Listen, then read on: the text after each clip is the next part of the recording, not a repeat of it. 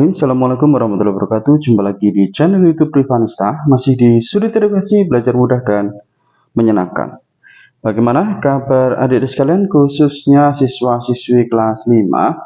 Semoga hari ini kita semua dalam keadaan sehat ya, karena dengan kondisi yang sehat, kita bisa melakukan berbagai kegiatan yang kita inginkan.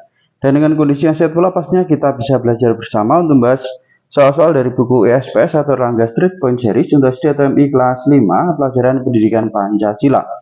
Buku ini diterbitkan oleh penerbit Erlangga dan dikarang oleh Dewi Tias Utami. Adik-adik sekalian ya, sebelum belajar jangan lupa untuk berdoa agar diberikan kemudahan dan juga kelancaran ya saat belajar maupun mengerjakan soal. Dan pada kesempatan kali ini akan kita lanjutkan pembahasan latihan ulangan ya, latihan ulangan akhir tahun atau latihan akhir tahun ya. Jadi latihan akhir tahun ini ada 3 bagian, yaitu bagian A, B, dan juga C. Lah untuk yang bagian A udah kita bahas di video sebelumnya ya. Jadi yang masih ketinggalan pembahasan sebelumnya bisa dilihat di playlist ESPS Pancasila kelas 5. Nah, untuk kali ini akan kita lanjutkan yang bagian B ya. Bagian B ini ada 10 soal. Langsung saja kita mulai dari soal yang pertama ya. Sila keempat Pancasila mengajarkan kita untuk memutuskan sesuatu melalui musyawarah. Musyawarah itu dilakukan untuk mencapai apa? Untuk mencapai mufakat ya. Maksud saja di sini ada di sekalian ya. Mufakat. Musyawarah itu untuk mencapai mufakat. Nomor 2, bangsa Indonesia memiliki beragam budaya. Sikap bangga terhadap budaya bangsa sesuai dengan Pancasila, yaitu sila ketiga ya. Sila ketiga itu adalah persatuan Indonesia. Jadi keragaman budaya itu merupakan kekayaan ya, kekayaan Indonesia. Nah, harus kita hargai ya. Itu sesuai dengan Pancasila sila ketiga, yaitu persatuan Indonesia. Nomor 3, aturan atau ketentuan yang mengatur kehidupan warga masyarakat yang digunakan sebagai tatanan dan pengendali tingkah laku itu disebut apa? Disebut dengan norma ya. Ini jawabannya adalah norma. Oke, berikutnya ke soal nomor 4. Ini ada gambar ya. Perhatikan gambar berikut. Nah, ini sedang rewang kalau di tempat saya ya. Jadi gambar tersebut menunjukkan tradisi sinoman di Yogyakarta. Kalau di Jogja namanya sinoman ya.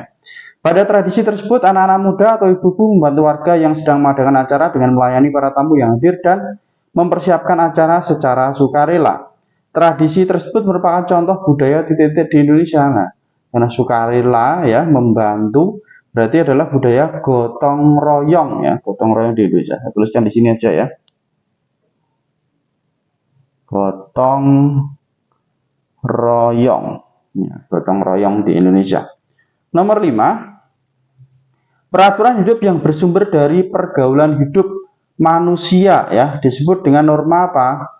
Sumbernya dari pergaulan ya. Kita lihat di sini ya. Jadi norma itu ada norma hukum ya, kemudian ada norma kesusilaan, ada norma kesopanan. Nah, kita lihat di sini.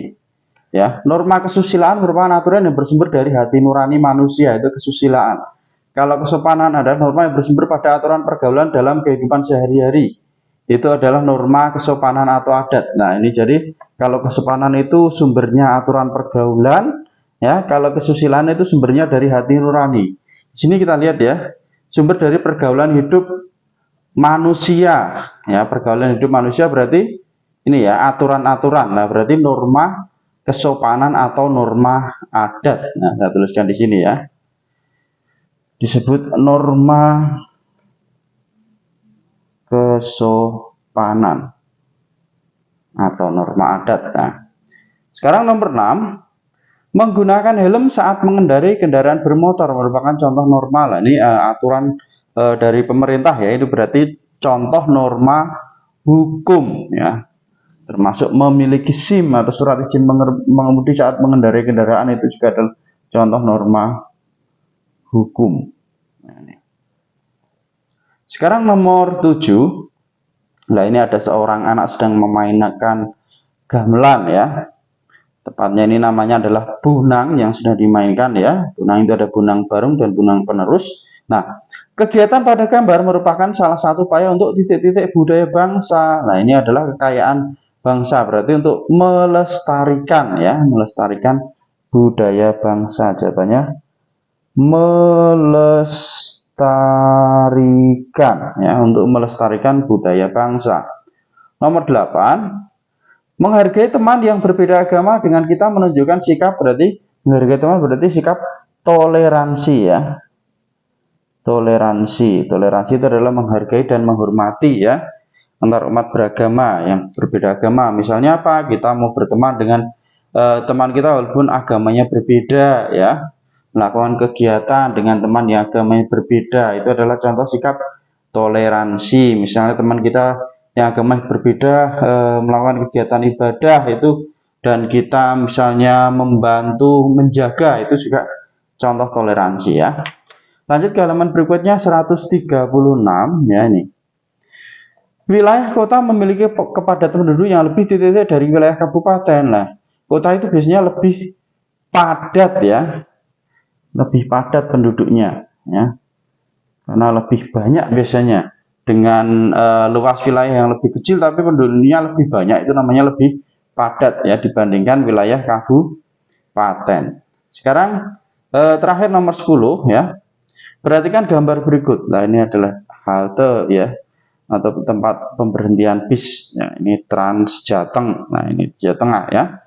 Cara untuk menjaga kebersihan dan dari fasilitas umum untuk menunggu bus seperti pada gambar adalah dengan membuang titik-titik pada tempatnya, berarti membuang sampah pada tempatnya ya. Jawabannya adalah sampah, membuang sampah pada tempatnya supaya fasilitas umum ini atau tempat ini menjadi tetap bersih ya. Kalau misalnya kita belum melihat tempat sampah, kita bawa dulu sampah kita sampai menemukan tempat sampah sehingga tempat pemberhentian bis ini menjadi tampak bersih dan kita juga nyaman dalam menggunakannya. Oke, itu untuk yang bagian B sudah kita bahas. Nomor 1 sampai 10 untuk bagian C nanti akan kita bahas di video berikutnya ya. Terima kasih sudah belajar bersama, semoga bermanfaat. Mohon maaf apabila ada kekurangan. Saya akhiri. Wassalamualaikum warahmatullahi wabarakatuh.